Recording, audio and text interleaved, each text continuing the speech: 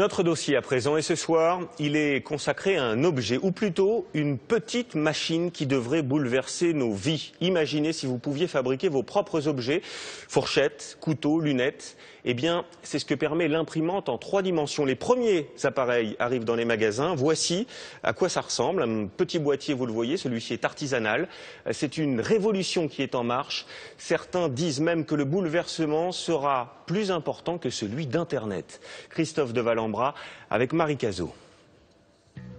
Imaginez vos tasses décorées avec votre profil ou celui de vos enfants, vos vases, vos bougeoirs design, tout cela fabriqué par vous-même à la maison.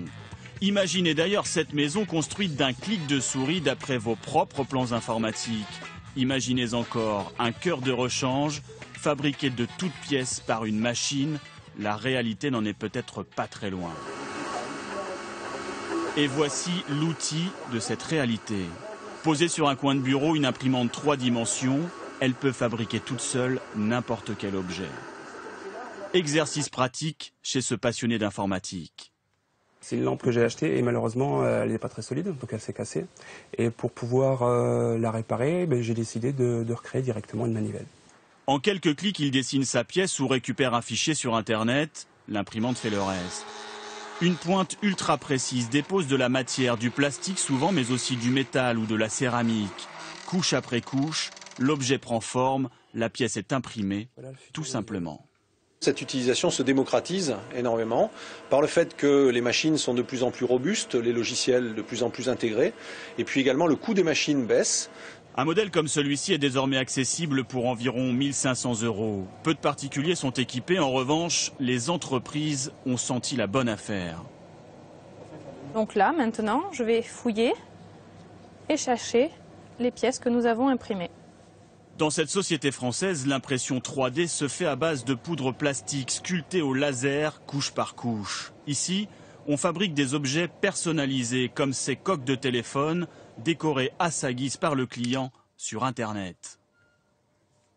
C'est probablement une des technologies qui permet le plus de choses, qui permet le plus de formes complexes, variées, des choses qui ne pourraient pas être fabriquées dans d'autres technologies. Cette nouvelle technologie annonce donc un profond changement.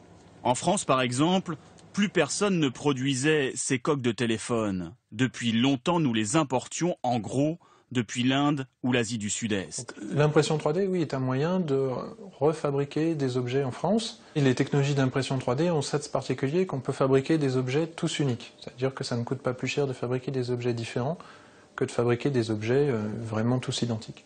Et donc plus besoin de faire fabriquer en masse à l'étranger, en Chine par exemple. Selon certains économistes, de nombreuses productions pourraient être relocalisées et c'est tout le système économique mondial qui serait bouleversé. Localement, nos habitudes aussi pourraient évoluer avec de nouveaux types d'emplois créés. Vous allez avoir aussi l'apparition d'un nouveau métier d'artisan, de e-artisan, d'artisan 2.0, qui vont vous proposer chez eux, localement, de fabriquer un couteau, de fabriquer un objet, de fabriquer une maison à terme. Une maison entière imprimée à partir des plans, le concept est même déjà à l'essai. Une imprimante 3D géante ferait le travail. Et il y a encore beaucoup plus étonnant. Dans ce laboratoire, les chercheurs remplissent leurs cartouches avec des cellules biologiques, l'imprimante fait son œuvre et crée des tissus vivants. La fabrication de peau aurait déjà bien progressé. Alors pourquoi pas voir un jour un cœur ou un rein imprimé en 3 dimensions à l'encre biologique ?